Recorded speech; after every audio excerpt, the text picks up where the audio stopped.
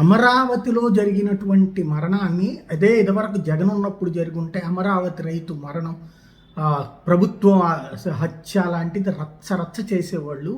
అట్లాంటిది ఒక ఇన్సిడెంట్ గ్రామసభ జరుగుతూ ఉండగా మందడం గ్రామంలో మంత్రి నారాయణ ఎదుట తనకు జరిగిన అన్యాయాన్ని చెప్తూ రైతు రామారావు కుప్పకూలి ప్రాణాలు వదిలేశారు. అక్కడే ప్లాట్లను ముక్కలుగా ఇస్తే మా గొంతు కోసినట్టు అవుతుంది అంటూ మంత్రి నారాయణ చెప్పడం వల్లే మాకు వాగుల్లో ప్లాట్లు ఇచ్చారంటూ రైతు రామారావు ఆవేదన వ్యక్తం చేశారు. అక్కడ ఇవ్వాల్సినటువంటిది పొలాలు జనాల మధ్యన పొలాలు తీసుకుని ఆ ఊళ్ళల్లో ఇస్తామన్నది కాస్త వాగుల్లో ప్లాట్లు ఇచ్చారు.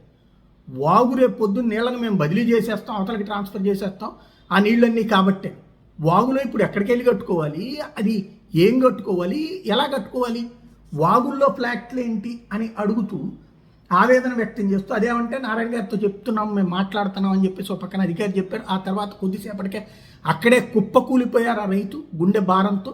ఎందుకంటే జీవితకాలం సంపాదించుకున్న ఆస్తి చివరికి కోట్ల రూపాయలు వస్తుందనుకుంటే ఉన్నదానికే ఇది దెబ్బతిని చివరికి వాగుల్లో ఫ్లాట్లు తీసుకునే పరిస్థితి వచ్చేటప్పటికి వచ్చినటువంటి ఆవేదనతో గుండె బరువెక్కిందో లేదా వయసుపరమైనటువంటి భారమో తెలియదు కానీ అక్కడే ఆయన పడిపోయారు. అప్పటికి గుండెని ఏది ప్రాథమిక చికిత్స చేసే ప్రయత్నం చేశారు.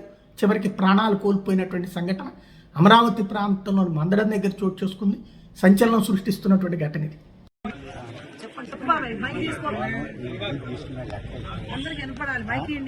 తీసుకోండి. మాకు ఎక్కడ ఇస్తారంటే శ్రీరాశులు ఉంటాం, పొలాలు ఇచ్చాం. చెంగపూరాలకు ఇచ్చిన దాంట్లో 2 ఎకరాలకు తీసుకొచ్చి వాగులో కొట్టాడు నారాయణ గారు లాడర్ అని. ఎవరు చెప్పు ఇంతరోజు నీళ్లు పట్టినాయి. మరి ఆయన కొట్టమంటేనే వాళ్ళు కొట్టింది. ఇంతరోజు నీళ్లు పట్టినాయి. ఈ ఇల్లు ఇచ్చి మేము బొచ్చలు పోసుకొని బజార్లో అడుక్కోలేం కదా.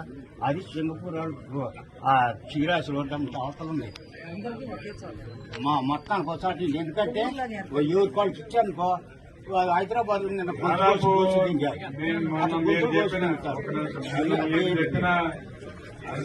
మంచి గారితో మాట్లాడారు. నీళ్ళు ఉన్నంత వరకు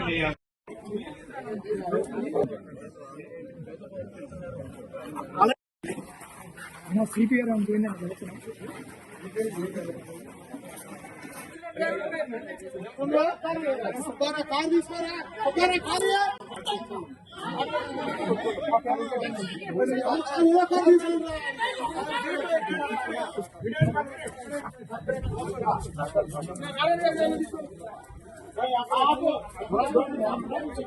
పేరు పెట్టుకోవాలి చేతిలో.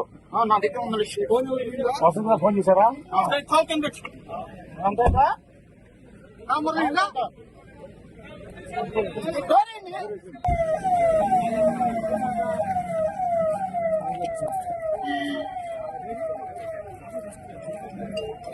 మా నాన్న ఎవరిని కాలేజ్ కాలండి రా.